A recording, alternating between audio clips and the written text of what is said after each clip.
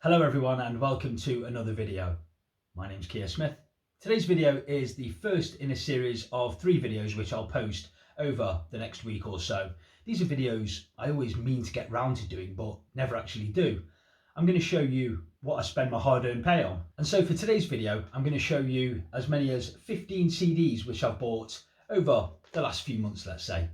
In the second video I'll be showing off 23 excellent picture sleeve 7-inch records that I picked up. And in the third video, I'm very keen to show off between 12 and 15 excellent prog rock albums.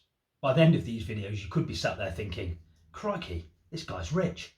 Let me assure you, I'm not. I tend to pick up a lot of stuff secondhand, cheap and cheerful. But as I said, for this video, I'm going to be showing off these 15 CDs which I've picked up. So with all that said, I'll show you what I've bought.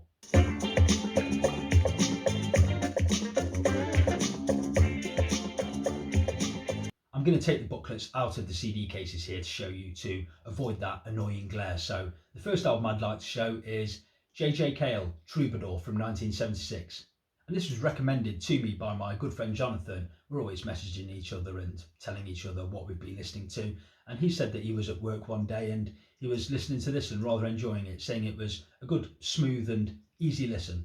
I have to say, I didn't know anything by Cale. I knew he wrote the song Cocaine, which was famously covered by Eric Clapton. I knew the Eric Clapton version, of course, but I don't think I'd ever got round to listening to Cale's version until I got this album. That, of course, is a highlight, as is the song Travelling Light, which has nice slick guitars, which is a nice juxtapose against Cale's low vocal. I like the song Super Blue too, which is a nice, slow, easy blues. So that was good, and up next I've got another album from 1976. I am the Retro Kid. And I'd never heard this band until I kept hearing their name crop up on a podcast that I listened to called The Album Years, hosted by the great Stephen Wilson and his partner from their No Man duo, Tim Bowness. This is the album Black Market by Weather Report, and I've heard that this is a bit freeform, a bit jazzy. I haven't listened to it yet, so I can't tell you anything about it, but I'm looking forward to listening to it sometime soon. Up next is an artist I did know of, but to be honest with you, I couldn't have told you a single song that she sung. This is Grace Jones, Nightclubbing from 1981. And I bought this after watching my good man Mike's channel, Mike at MGK Boston, and he held up a couple of Grace Jones records on his channel, and I just sat and thought to myself, yeah, I don't know anything by her. I must give her a try. And this was a nice surprise, an interesting listen. I really like Walking in the Rain and Pull Up to the Bumper, and she does a couple of really good cover versions here of Use Me by Bill Withers, I think it is, which is a great song, and Demolition Man by The Police. This is slick, a bit funky, it's very well produced. Yeah, very good. Up next is an album by the great Joni Mitchell. This is Chalkmark in a Rainstorm from 1988. Not vintage Joni Mitchell by any stretch, but a good listen. It's a far cry from her 70s output. This is very much Joni Mitchell embracing the 80s sound, though it's not quite as heavy on that 80s production as, say, Dog Eat Dog was from earlier in the decade. But I do like the songs My Secret Place and Cool Water, which she does with the great Willie Nelson. It's not great Joni Mitchell stuff, but good enough. Now, I'm a big fan of Marillion, and especially the Fish-led era, but I hadn't got round to picking up any of Fish's solo stuff until I picked up this. This is Vigil in a Wilderness of Mirrors from 1990, his first solo album. And this is absolutely fantastic from start to finish. It isn't too far removed from that Marillion sound that we heard on Misplaced Childhood and Clutching at Straws. And I imagine that this could have easily been the next Marillion album had Fish stayed on. But in particular, I love the opening song, the 8 minutes plus piece, Vigil, onto the big single, Big Wedge, and I also really like the song Family Business. And I saw Fish live on his farewell tour very recently at the start of March, I think it was. He played Nottingham Rock City and he did a few of these songs in his setlist on that night. But this is a fantastic album, highly recommended by me. If you don't know it and you like Marillion and you like Fish, give this a go. And speaking of Marillion, I've been filling in the blanks in the Hogarth era. This is Anarachnophobia from 2001. I've only listened to this once, but it was a good first listen, and in particular, I really like the song This is the 21st Century, a sprawling 11-minute piece, and as always there's a good few Steve Rothery guitar solos across this album. Up next is an album that I meant to pick up over the years and I finally got round to it. This is Bryan Adams' Reckless from 1983, a classic rock pop album of that era, and of course it's home to some of his biggest hits like Summer of '69, Run to You and Heaven. I also like the songs One Night Love Affair and Long Gone, and start to finish it's a strong album.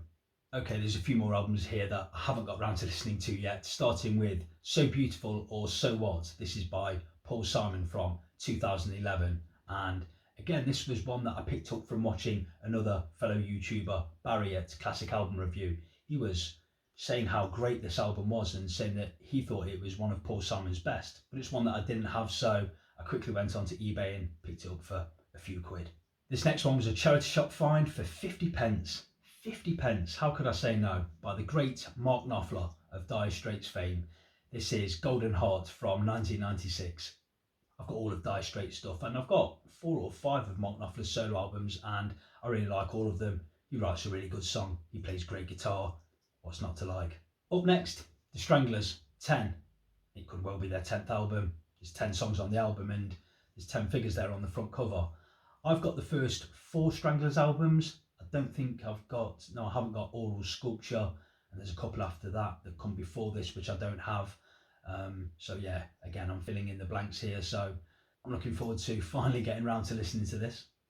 And I'm a big fan, so I picked up Coldplay's last album from late 2024. This is Moon Music, and I wasn't overly enamoured with the single Feels Like I'm Falling in Love, but I did like the follow-up single We Pray. But I was always going to pick this up. As I say, I'm a big fan. I think Chris Martin's great. I think the band are great. They've got a stellar back catalogue. I won't have a bad word said against them. I picked this one up very recently. It's still in its shrink wrap. This is Dreamers Awaiting by Crowded House from 2021. I'm a big fan of that original run of 4 albums that Crowded House did between 1987 and 1993, especially the latter 2, Woodface and the most excellent Together Alone. And I bought a couple of Neil Finn solo albums over the years, and when I saw this going cheap on eBay, again less than 3 quid, I thought I'll check back in with Crowded House and see if Neil Finn is still writing great songs, because he's wrote a few. This next one was merely to satisfy the completist in me. This is Classic Yes, and it was a compilation album issued in 1981. Heart of the Sunrise, Roundabout, Yours Is No Disgrace, And You and I, Wondrous Stories. There's 9 songs on this CD. I don't need to play them. I've got them across all of the other studio albums, but as I say, it satisfies the completist in me. And picked up for merely £2 in a charity shop in Nottingham. This is Motley Crue's 3rd album, Theatre of Pain from 1985. City Boy Blues, Tonight We Need a Lover, the excellent cover version of Smoking in the Boys' Room. It's good rock and roll. And last but most certainly not least is an album that I had to pay top whack for. I think it was £12.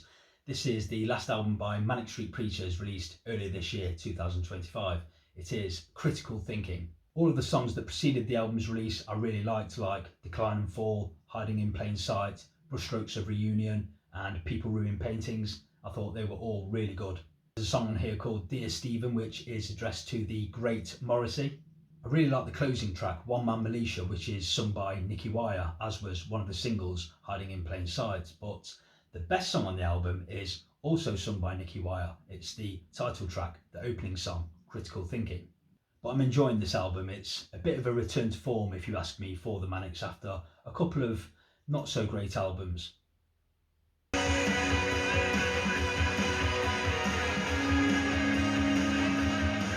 So there you go, 15 CDs, and I'm quite pleased with that lot from what I've heard of them so far. I think there's some good stuff there. And please do let me know down below in the comments section what you think of any of these albums.